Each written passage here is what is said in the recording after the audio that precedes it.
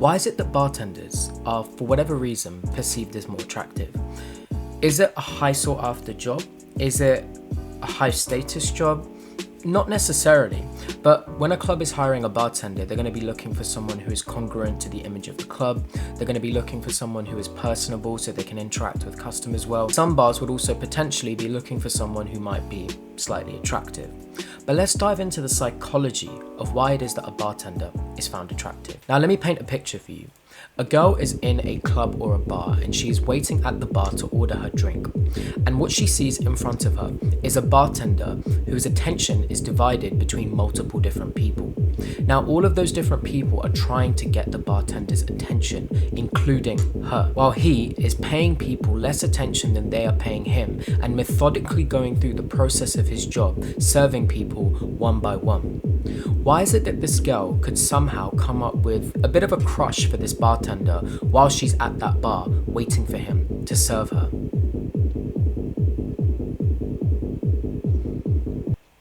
Well, what it is that bartender at that moment in time is perceived as having value. Multiple people are trying to get his attention. Multiple people are waiting for him. Multiple people require him. He does not require them. And he is methodically serving them one by one as they wait for him. This can also be seen as social proof.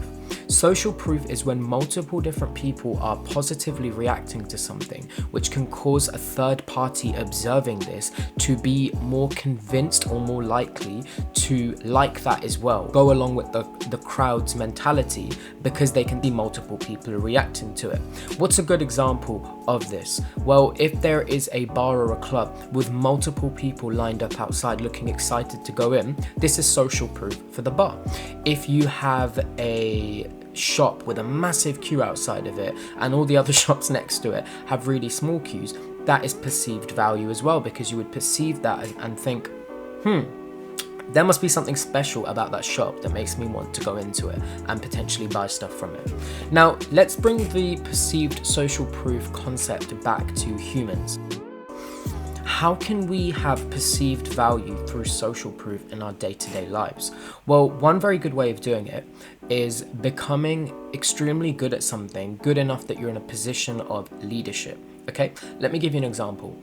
If someone spends a lot of time meditating at home and they become so good and they've learned so much and they see the benefits that they now host a meditation class. They slowly over the coming months and years have multiple different people flocking to their meditation class, learning from them. They're now in a position of leadership in that class, and they therefore within that class have perceived value.